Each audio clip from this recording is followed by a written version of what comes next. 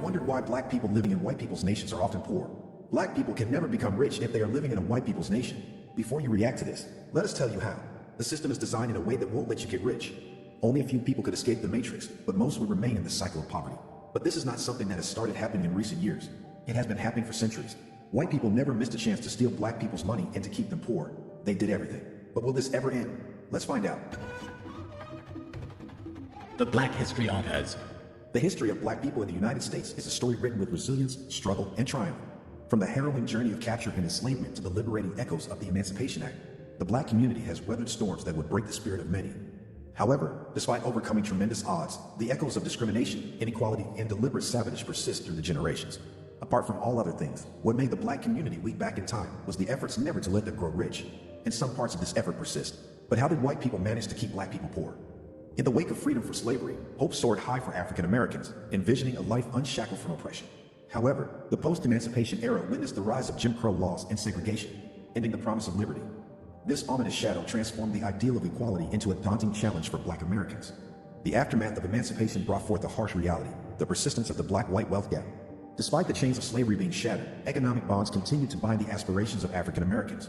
The road to financial stability and prosperity proved to be a brutal battle, with systemic barriers blocking the path to economic empowerment. Basic needs, fundamental for a dignified life, became a battleground for black Americans striving to secure their place in society. Access to quality education, a cornerstone for progress, faced obstacles rooted in discriminatory practices. The promise of equal opportunities was crushed under the weight of prejudice, leaving many African Americans fighting with limited access to resources that could uplift their communities.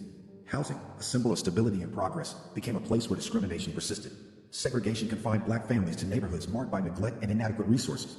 The dream of homeownership, a real manifestation of freedom, was often obstructed by discriminatory lending practices, continuing the cycle of inequality. How did leaders play their part in this? How many times have they failed to help even when they could? Here's a reminder to please support us so we can make more videos for you by subscribing to our channel and giving the video a like. We want to build a strong community and we need your support. Let's continue now. Throughout history, the United States encountered key moments that could have served as opportunities to rectify the profound wrongs of slavery through reparations. One such crucial moment unfolded after the Civil War when General Sherman took a significant step by signing Field Order 15. This groundbreaking order aimed to allocate 400,000 acres of confiscated Confederate land to black families, envisioning a path toward economic empowerment. However, the promise of reparations was tragically quashed when President Andrew Johnson reversed this order, reinstating the land to former slave owners and perpetuating a cycle of disempowerment for black individuals. General Sherman's Field Order 15 marked a cheerful moment at that time, recognizing the need for tangible reparations to redress the historical wrongs inflicted upon black communities. The allocation of land was not merely a symbolic gesture, but a substantive attempt to provide black families with the means to build a foundation for economic independence and prosperity. However, this moment of promise was short-lived because of President Andrew Johnson's actions, which betrayed the aspirations of equality and reparations. What policies were made that ignored the black people? The GI Bill and Social Security, pivotal components of the New Deal legislation, were intended to be cornerstones of social and economic reform. However, these policies fell short of addressing racial wrongs, and instead, they inadvertently perpetuated and exacerbated systemic injustices. Racial housing covenants and redlining emerged as barriers that prevented black Americans from fully getting the benefits of these federal programs, hindering their opportunities to build wealth and perpetuating the racial wealth gap. The GI Bill, a landmark legislation designed to provide returning veterans with educational opportunities, home loans, and other benefits, was intended to catalyze post-war prosperity. However, the promise of equal access was marred by the reality of racial discrimination. Racial housing covenants, which were contractual agreements restricting the sale of property to specific racial or ethnic groups, limited the housing options available to black veterans. This discriminatory practice effectively excluded them from utilizing the homeownership benefits offered by the GI Bill, hindering their ability to accumulate intergenerational wealth. Similarly, redlining, a discriminatory practice by which certain neighborhoods were marked as high risk for investment based on the racial composition of their residents, further marginalized black Americans seeking to benefit from federal programs. The consequences of redlining were far-reaching, as it restricted access to loans and financial resources, particularly for black families residing in these designated areas. This discriminatory practice effectively nullified the economic empowerment the GI Bill sought to provide. And does this still exist in the present day? The struggle for wealth accumulation among black Americans is not merely a historical artifact. It is an ongoing battle against systemic biases. Job opportunities, though seemingly abundant, often come with the baggage of racial discrimination. The wage gap persists, with black individuals earning less than their white counterparts for the same work. This economic disparity contributes to the widening chasm in wealth, hindering the realization of true freedom for African Americans. The promise of freedom post-emancipation also encountered challenges in the criminal justice system. The disproportionate targeting and detention of black individuals perpetuated a cycle of weakness. The impact of mass detention on black communities persists through generations, undermining the promise of a society where justice is blind and equal for all. Healthcare, a fundamental right, became another arena where the promise of freedom faced contamination. African Americans, burdened by historical injustices, encountered disparities in healthcare access and quality. The systemic neglect of black health concerns further compounded the challenges faced by the community in achieving holistic well-being. And what is the reality of black land ownership today? The shocking reality of black land ownership today grows as a stark narrative of loss and dispossession. In the 20th century, African Americans proudly owned at least 14 million acres of land. Fast forward to the 21st century, and a staggering 90% of this land has been brutally stripped away from them. The current landscape reveals that African Americans now possess a mere fraction, a mere 1.1 million acres of farmland. The methods employed to perpetrate this systematic land theft are as insidious as the scale of the loss. Heirs property, tax sales, and the implementation of the Torrance Act stand as sinister tools in this grand scheme to dispossess black individuals of their rightful land. These methods, seemingly bureaucratic on the surface, have devastating consequences, leaving an indelible mark on the landscape of black land ownership. Heirs property, a seemingly innocuous legal term, has become a means of fracturing and diluting black land ownership.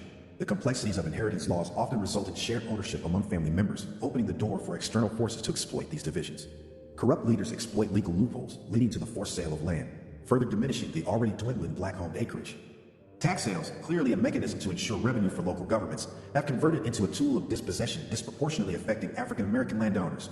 Property tax regulations often trap vulnerable landowners, pushing them into a cycle of debt and eventual loss of their cherished land. What begins as a financial struggle transforms into a devastating loss, contributing to the alarming decline in black land ownership. The Torrance Act, introduced with the purported intention of simplifying land transactions, has, in reality, exacerbated the crisis of black land ownership. This act, praised for its efficiency, creates an environment where the true owners of the land are concealed. The lack of transparency becomes a breeding ground for exploitation, with corrupt entities manipulating the system to turn control away from African American landowners. The impact of this calculated land dispossession extends far beyond the numbers. It strikes at the heart of economic empowerment within the black community. Now comes another aspect where efforts are made to keep black people poor. The job market, a pivotal place for wealth building, poses distinctive challenges for black individuals, particularly those with names that resonate with their racial identity. Studies highlight a disheartening reality. Applicants with black-sounding names experience a staggering 10% fewer callbacks across the board. Discrimination within the employment application process emerges as a formidable barrier, casting a shadow over the wealth-building aspirations of black individuals. The difference in callback rates based on the perceived ethnicity of names exposes an underlying bias that affects the job market. Black individuals, even before they step into an interview room, confront a biasedness that disadvantages them from the outset. The weight of discrimination in the initial stages of job application creates a pervasive obstacle, hindering their ability to secure meaningful employment opportunities. The job market, meant to be a platform for meritocracy, caves to biases that damage the principles of equal opportunity. Black individuals find themselves caught in a cycle where their names become a hindrance to accessing the same opportunities afforded to their counterparts with ethnically neutral names. This discriminatory practice not only affects individuals but has broader implications for the collective economic well-being of the black community. Denying equal access to employment opportunities, black individuals encounter barriers to career advancement and financial stability. The repercussions are felt in the persistent wage gap and limited avenues for upward mobility, reinforcing a cycle of economic disadvantage. Do you think the black people can ever be rich? How do you think it will be possible to end this? Should the state step in to protect black people's interests? What efforts need to be made? Let us know in the comments section. Do you see black people ever getting the same opportunities as white people? Would you like us to make more videos? If yes, please support us by subscribing to the Black History Archives and clicking the bell icon. You can check out more videos on our channel too.